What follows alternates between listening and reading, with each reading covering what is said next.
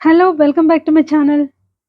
ఈ వీడియోలో నిన్న నాకు ఫోన్ చేసిన వ్యక్తి మా టీచర్. నిన్న నేను ఫోన్ చేసిన వ్యక్తి మా నాన్న. నిన్న నా బైక్‌ని గుద్దిన కారు పసుపు పచ్చది. నేను నడిపే కారు ఏదైతే ఉందో అది పాతది. ఇటువంటి వాక్యాల్ని రిలేటివ్ క్లాస్‌ని ఉపయోగించి ఎలా చెప్పాలో క్లియర్‌గా అర్థం చేసుకునే ప్రయత్నం చేద్దాం. So, let's get started.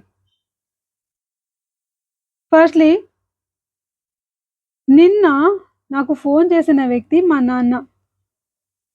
The person who phoned me last night is my teacher or my father. అంటే ఇక్కడ who అనేది రిలేటివ్ ప్రొనౌన్ అవుతుందన్నమాట.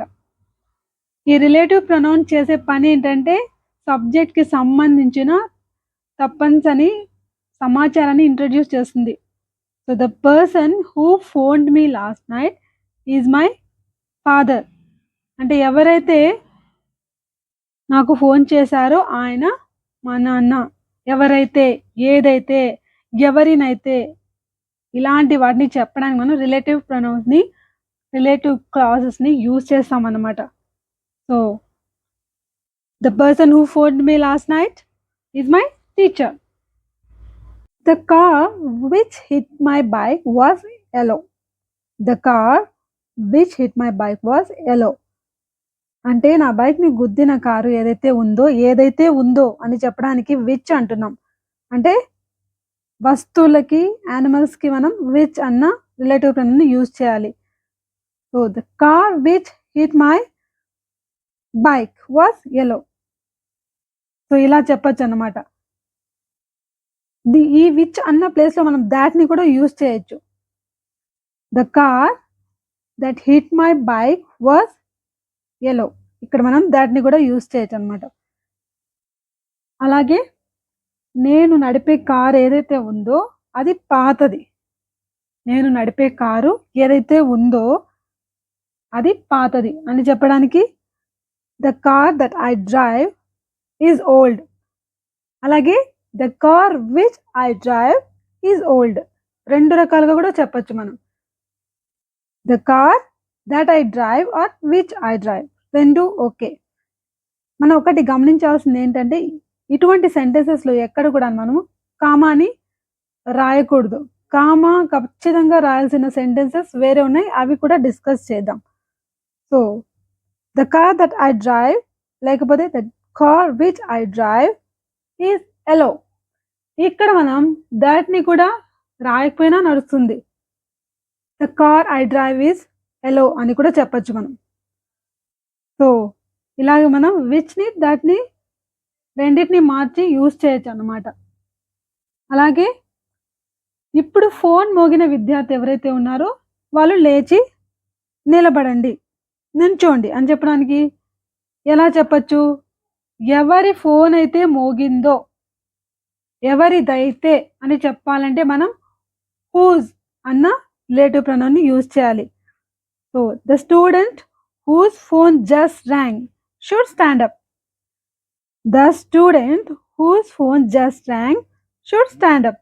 ఎవరి ఫోన్ అయితే మోగిందో, ఎవరిదైతే అని చెప్పాలంటే హూజ్‌ని యూజ్ చేయాలి. The student whose phone just rang should stand up.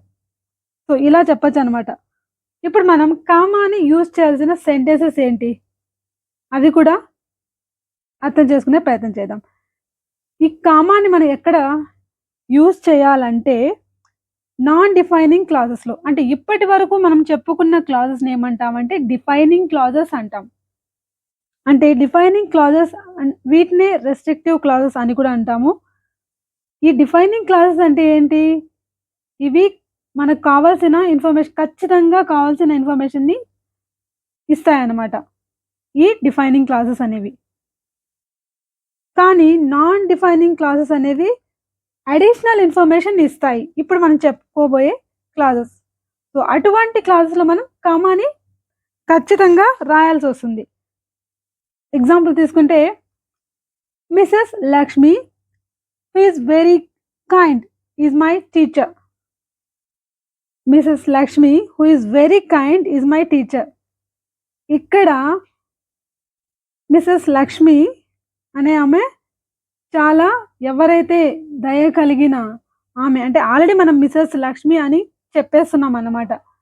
అంటే ఇక్కడ డీటెయిల్స్ అనేవి మనకు అంటే మిసెస్ లక్ష్మి అని ఖచ్చితంగా మనం చెప్తున్నాం. ఇక్కడ అటువంటి సందర్భాల్లో పేరును గాని లేకపోతే పలానా వ్యక్తి అని గాని మనం ముందే చెప్పేటప్పుడు కామాని మెన్షన్ చేయాలి. ఇది అడిషనల్ ఇన్ఫర్మేషన్‌ని ఇస్తుందన్నమాట. Mrs Lakshmi who is very kind is my teacher. ఇది అడిషనల్ ఇన్ఫర్మేషన్‌ని ఇస్తూ ఉంది. కాబట్టి ఇక్కడ మనం కామాని మెన్షన్ చేయాలి. అలాగే Mrs Lakshmi whom I like very much is my teacher. ఇది కూడా నాన్ డిఫైనింగ్ క్లాజే అవుతుంది. Mrs Lakshmi whom I like very much is my teacher. So who అనేది ఇక్కడ మనం హూమ్ని కూడా యూజ్ చేయొచ్చు.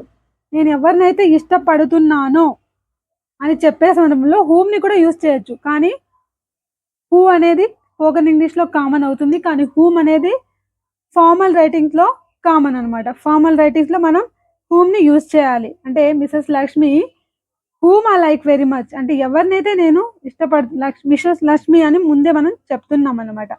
సో దీన్ని మనం ఏమంటామంటే నాన్ డిఫైనింగ్ క్లాస్. అంటే నాన్ డిఫైనింగ్ క్లాస్లో ఖచ్చితంగా కామాని పెట్టాల్సి వస్తుంది. అంటే ఇది అడిషనల్ ఇన్ఫర్మేషన్ని ఇస్తుంది అనమాట.